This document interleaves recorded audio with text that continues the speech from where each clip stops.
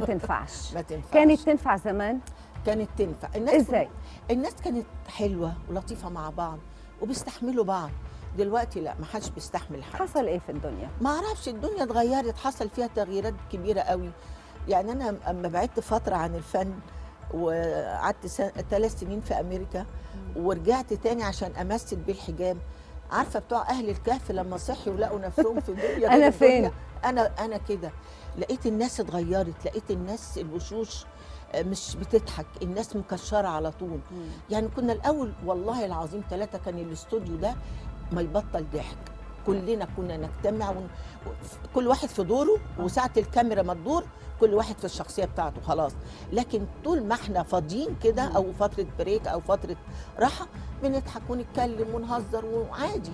طيب. والناس كلها حلوة مع بعض، ما حدش يتكلم على حد، ما حدش يذم في حد. ولو حد عايز يقول كلمة يقول له فلان انت قلت عليا كذا، فلان انت قلت عليا كذا في الوش، عشان يتكسف أو تتكسف وتمشي وتبعد أو تقول. ما في خبث، ما مفيش في خبث. خبث بالتعاطي. حتى لو في خبث بيبقى بسيط متداري، بسيط قوي.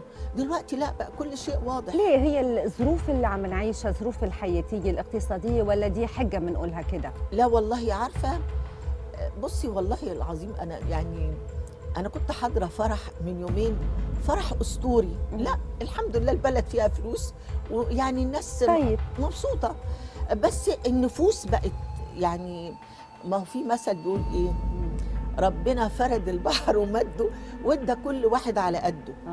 لو انا رضيت باللي ربنا اداهوني هيبقى جوايا قناعه جامده قوي. لو انا بصيت لغيري وقلت اشمعنى هي احسن مني يبقى انا انسانه فاشله.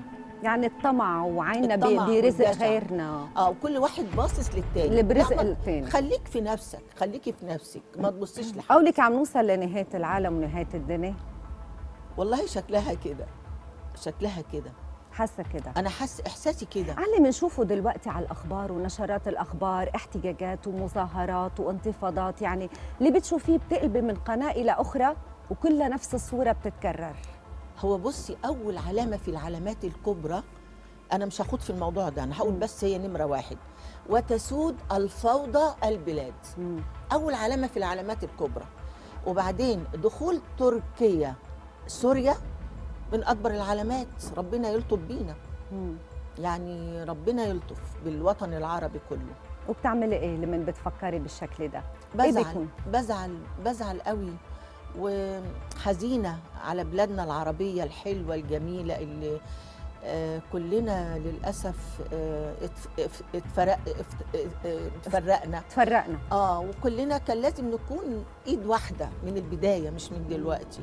فهيهات هيهات بقى يعني المفترض حسب ما بيقول المصيبه بتجمع، نحن اللي صاير بيناتنا عم بتفرق اكثر واكثر اللي ما بيحصل. دي المشكله بقى.